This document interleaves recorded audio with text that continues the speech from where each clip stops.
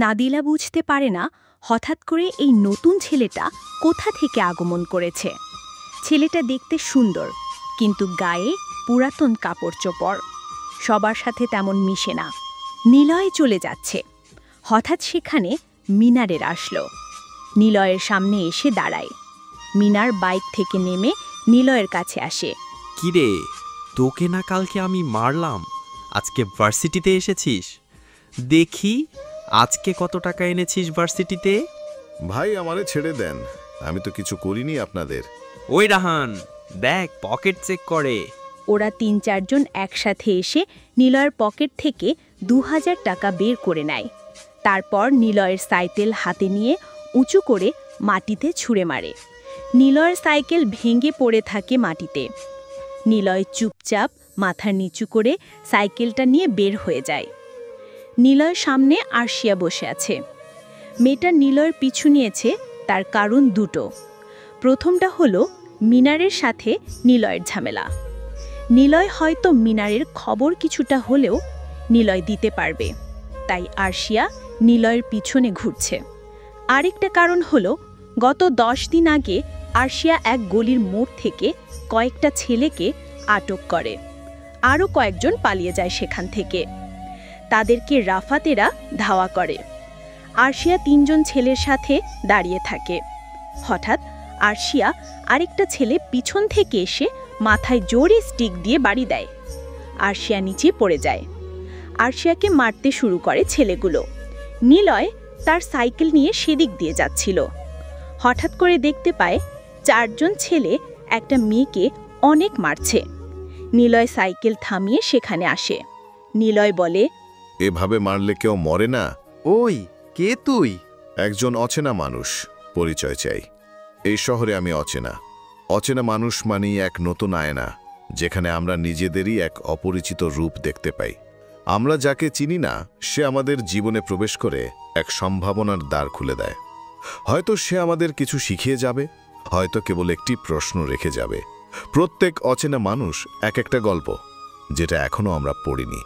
পরিচয় না জেনে তাকে বিচার করাটা যেমন একটা অসম্পূর্ণ অধ্যায় শুরু করা, তেমনি তাকে জানার চেষ্টা করাটা একটা সাহসী বোধ। কারণ সেখানে ভুল বোঝার ভয় যেমন আছে, তেমনি আছে আলো খোঁজার সম্ভাবনাও। এ পাগল নাকি? জলদি কর, পালাতে হবে। আরশিয়া নিলয়ের দিকে তাকিয়ে আছে। নিলয় নিচের দিকে তাকায়, একটা ছোট্ট নাইফ পড়ে থাকতে দেখে। নিলয় সেটা তুলে নিয়ে আরশিয়ার দিকে তাকায়। মেয়েটার মাথা, ঠোঁট ফেটে রক্ত বের হচ্ছে। 2টো ছেলে এগিয়ে যায় নিলয়ের দিকে। নিলয় একটা ছেলের হাটের কবজির ভিতরে ছুরি ঢুকিয়ে দেয়। সেটা বের করে আরেকটা ছেলের পায়ের মধ্যে ঢোকালো। 2টো ছেলে যন্ত্রণায় মাটিতে পড়ে যায়। পাশে থাকা ইট নিয়ে আরেকটা ছেলের মাথায় জোরে বাড়ি দেয়, সেও পড়ে যায়। আরেকটা ছেলেকে ধরে দেয়ালের সাথে 2 বার মাথা ধরে জোরে জোরে বাড়ি দিতে থাকে। সবগুলো মাটিতে পড়ে থাকে। নিলয় এগিয়ে আসে আরশিয়ার দিকে। আরশিয়া চুপচাপ দেখতে থাকে নিলয়ের ফাইটিং। নিলয় এগিয়ে এসে আরশিয়াকে টেনে তোলে, দেয়ালের সাথে হেলান দিয়ে বসায়। ব্যাগ থেকে রুমাল বের করে চোখের উপরে, নাকের নিচে, কপালে থাকা রক্তগুলো মিছে দিতে দিতে বলে, রক্ত যখন কেবল শরীরের নয়, আত্মার ভাষা হয়ে ওঠে, তখন শত্রু আর কেবল এক ব্যক্তি থাকে না, সে হয় এক দর্শন। আমি যখন শত্রুর রক্তে হাত রাঙাই, তখন সেটা প্রতিশোধ নয়, এক ধরনের অস্তিত্বের দাবি হয়ে ওঠে। যেন বলি, আমি বেঁচে আছি কারণ তুমি আমায় আঘাত করেছ। শত্রুতা এক নির্মম খেলা, যেখানে তলোয়ার কেবল অস্ত্র নয়, চেতনার এক প্রান্তে দাঁড়িয়ে থাকা ন্যায়ের অনুবাদ। আমি তাকে আঘাত করি যেন নিজের দুর্বলতা খণ্ডন করতে পারি। এই খেলায় কেউই বিজয়ী নয়, কারণ রক্ত পড়ে দুজনেরই। কেবল মাটি বোঝে কারটা আগে ঝরেছিল। Take care. নিলয় সেখান থেকে চলে যায়। আরশিয়া তাকিয়ে থাকে তার হাতে থাকা বইগুলোর দিকে। সেখানে একটা বই দেখে আরশিয়া চোখ সরাতে পারে না, আর সেই বইটার নাম ছিল মিস্টার গডফাদার। আরশিয়া জানে এই গডফাদারটা কে। সে হলো শহরের একজন মাস্তান। নিলয় আরশিয়ার দৃষ্টি হারিয়ে চলে দেয় বহুদূর। আরশিয়া আর কিছু দেখতে পায় না, জ্ঞান হারায় সেখানে। এভাবেই আরশিয়ার সাথে নিলয়ের পরিচয়।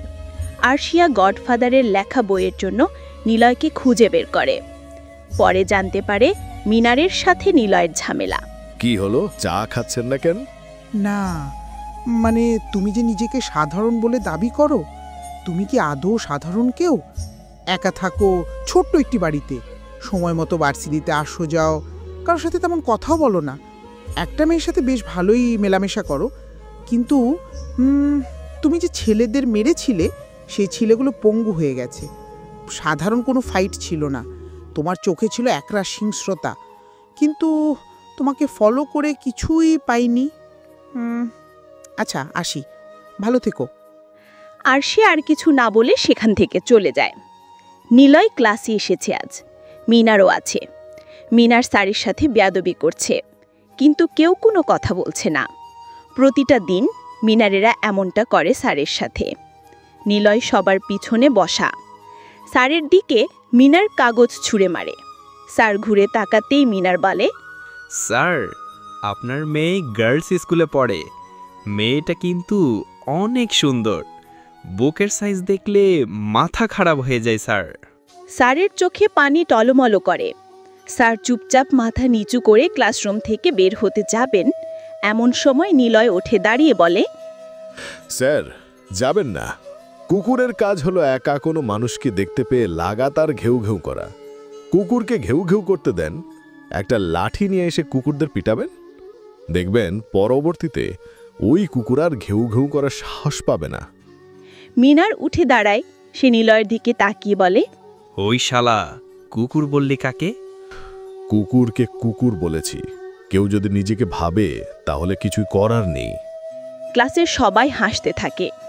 মিনারের মেজাজ খারাপ হয়ে যায়। সে উঠে নিলয়ের কাছে আসে। নিলয়ের জামার কলার টেনে ধরে মিনার বলে, তোকে এমন মারবো নিজের চেহারাটাও চিনতে পারবি না। নিলয় মিনারের কানের কাছে মুখ আনে, ফিস ফিস করে বলে, শোন, তোকে একটা কথা বলি। রক্তের নেশা শুধু নেশা নয়, এক বিভ্রম, এক পিপাসা, যা মানুষের অন্তর্গত অন্ধকারকে জাগিয়ে তোলে। এটি কেবল রক্ত নয়, একে একে সমস্ত নৈতিকতা, সহানুভূতি, মানবতাকে গিলে খায়। রক্তের নেশা যখন কারো হৃদয়ে বাসা বাঁধে, তখন সে আর মানুষ থাকে না। সে হয়ে ওঠে এক ক্ষুধার্ত ছায়া, যাকে কোনো আলো ছুটে পারে না। এই নেশে যুদ্ধ ডাকে, হিংসার জন্ম দেয়, শান্তির বুক চিরে প্রতিশোধের আগুন ছড়িয়ে দেয়। একজন দার্শনিক হয়তো বলতেন, রক্তের নেশা আমাদের মনুষ্যত্বের পরীক্ষা। যা এর বিরুদ্ধে দাঁড়াতে পারে সেই প্রকৃত মানুষ, আর যে তাতে মত্ত হয় সে কেবল সভ্যতার ছদ্মবেশে লুকানো এক পশু। এই নেশে শুরু হয় ক্ষোভ থেকে, জন্ম নেয় বঞ্চনা থেকে, আর বিস্তার পায় শক্তির অহংকারে। কিন্তু শেষ কোথায়? রক্তের নেশার কোনো গন্তব্য নেই, আছে শুধু ধ্বংস, মৃত্যু আর নীরবতা। তাই আমি নীরব আছি ততক্ষণ বেঁচে থাকবি। তো কি আনি? এমন সময় মিনারের ফোন বেজে ওঠে। তাকিয়ে দেখে মেহরাবের কল এসেছে। মিনারেরা তাড়াতাড়ি ক্লাস থেকে বের হয়ে যায়। ক্লাসের সবাই নিলয়ের জন্য হাততালি দিল। নাবিলা এগিয়ে আসে, নিলয়ের হাত ধরে বাহিরে নিয়ে যায়। নাবিলা কোনো কিছু না ভেবেই নিলয়কে প্রপোজ করে। নিলয় রাজিও হয়ে যায়। শুরু হয় ওদের প্রেম। কেটে যায় 1 মাস। মিনারেরা 1 মাস আসে ইউনিভার্সিটিতে। নিলয়ও আসছে না বেশ কয়েকদিন। তবে নিলয়ের মনে হয়েছিল ওই দিনই নাবিলার সাথে তার শেষ সাক্ষাৎ। আর দেখা হওয়া কোনোভাবেই সম্ভব নয়। কিন্তু দেখা হয়ে গেল হঠাৎ নিলয়ের সাথে নাবিলার।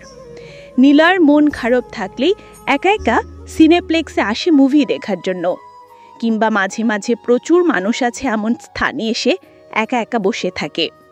মানুষজন দেখতে থাকে আপন মনে। তারা কি করছে সেই ব্যাপারগুলো দেখতে দেখতেই সময় কেটে যায়।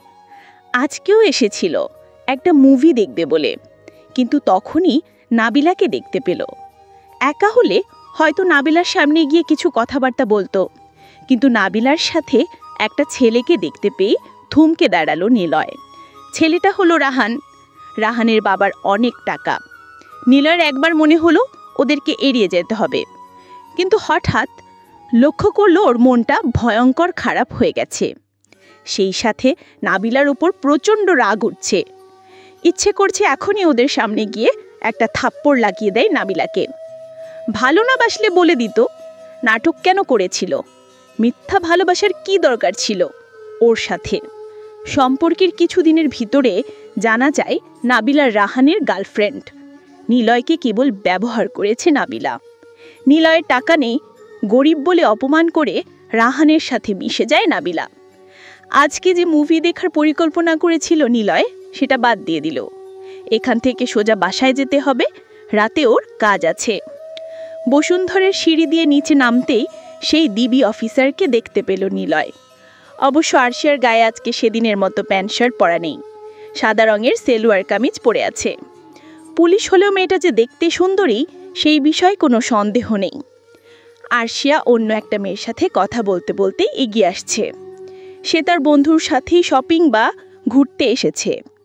আরশিয়াকে দেখতেই একটা বুদ্ধি মাথায় এলো নিলয়ের। যদিও মেয়েটা রাজি হবে কিনা নিলয় জানে না, তবু এখন মাথা গরমের সময় কেবল মনে হলো এই কাজটা করতে পারলেই ওর মনে শান্তি আসবে। নিলয় আর কিছু না ভেবে এগিয়ে গেল মেয়েটার দিকে। বসুন্ধরার গেটে পা দিতেই আরশিয়ার চোখ গেল নিলয়ের উপর। পাশে সুজানা রয়েছে, তাই এমন একটা ভাব করে সুজানার সাথে কথা বলতে লাগলো যেন নিলয়কে সে দেখতেই পায়নি। সেদিনের চায়ের দোকানের পর নিলয়কে আর ফলো করেনি। আরশিয়ার নজর এখন কেবলে মেহের চৌধুরী ও তার ছেলে মিনানের দিকে রয়েছে। আরশিয়া সত্যি সত্যি বিশ্বাস করেছে নিলয় খুবই সাধারণ একটি ছেলে। নাবিলা নামের একটা মেয়ের সাথে তার ওঠা বসা, সেই হিসেবে নিলয়কে আর কোনো দরকার নেই ওর। তবু ভুলে যেতে পারছে না ছেলেটা ওর জীবন বাঁচিয়েছে, সেটা সে চাইলেও কোনোদিন মন থেকে মুছে দিতে পারবে না। তাই মনে মনে সিদ্ধান্ত নিয়েছিল যে ছেলেটাকে আর কোনো প্রকার জিজ্ঞাসাবাদ বা ঝামেলার ভেতরে ফেলবে না।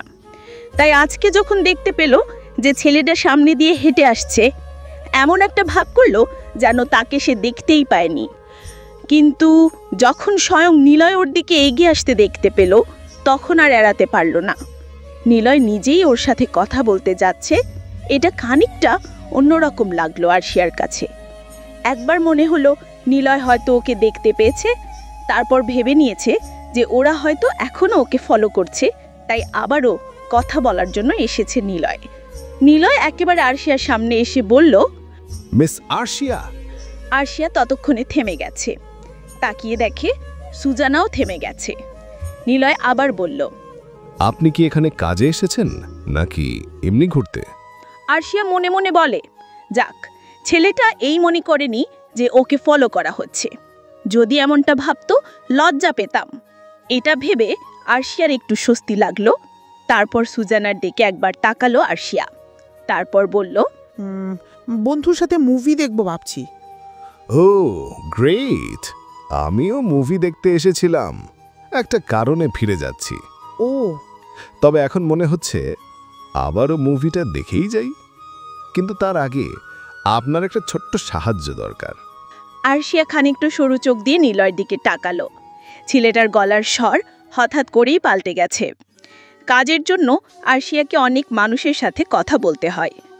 মানুষের কোনো কথা বলার আগে কী ধরনের কণ্ঠের পরিবর্তন হয় সেটা আরশিয়ার বেশ ভালো করে জানা আছে। সেটা ছাড়াও আরশিয়ার ষষ্ঠ ইন্দ্রিয় খুব প্রবল। নিলয়কে ওর দিকে আসতে দেখে মনে হয়েছিল সামনে কোনো ঝামেলা হতে চলেছে। এখন সেই অনুভূতিটা কেন যেন আরও প্রবল হয়ে উঠল। রাহান নাবিলাকে নিয়ে কিছুটা ঘোরাঘুরি করার পর হঠাৎ করে থেমে যায়। কি হলো? কিছু না, বাসায় যাব। আরে বাবা, মাত্রই এলাম। তো কি হয়েছে, এখন যাওয়া যাবে না? রাগে নাবিলার পুরো শরীর কাঁপছে, পুরো পৃথিবীটা অসহ্য লাগছে। রাহান ছাগলটাকে সব থেকে বেশি অসহ্য লাগছে ওর। একটু আগেও রাহানকে মনে হচ্ছিল জগতের অন্যতম সুদর্শন আর স্মার্ট ছেলে, আর এখন এই রাহানকেই সব থেকে বড় ছাগল মনে হচ্ছে। এমন কেন হচ্ছে? নিলয়ের জন্য? নিজের লক্ষ্য সম্পর্কে নাবিলা অনেক আগে থেকেই জানত। সে জীবনের কাছ থেকে কী চায় আর সেই চাওয়ার জন্য তাকে কি করতে হবে সেটা সম্পর্কেও সে পরিষ্কার ধারণা রেখে এসেছে সেই ছোটবেলা থেকে। কিন্তু এখন সব কিছু কেন উল্টোপাল্টা হয়ে যাচ্ছে? নিলয় যখন বলেছিল সে গরিব, তার কিছু নেই, ভালোবাসাটা তার কাছে কেমন যেন, তখনই নাবিলা তার সাথে সব সম্পর্ক শেষ করে দিয়ে চলে এসেছিল। তবুও তার মনে একটা ধারণা ছিল যে নিলয় হয়তো আবারও ওর কাছে ফিরে আসবে, বারবার অনুনয় বিনয় করে ওকে ফেরত আসার জন্য বলবে। কিন্তু খানিকটা অবাক হয়ে লক্ষ্য করলো যে নাবিলা যখন নিলয়কে আর যোগাযোগ করতে মানা করলো, নিলয় আর একটা বারের জন্য ওকে ফোন করেনি, এমনকি কোনো মেসেজও পাঠায়নি। নাবিলা আর রাহান দাঁড়িয়ে আছে, নিলয় আরশিয়ার সাথে ঘুরছে। সেই দৃশ্যটা নাবিলার চোখে এড়ালো না। দেখল নিলয় অন্য একটা মেয়ের সাথে ঘুরে বেড়াচ্ছে। মেয়েটার হাত ধরে ঘুরছে, হেসে হেসে কথা বলছে।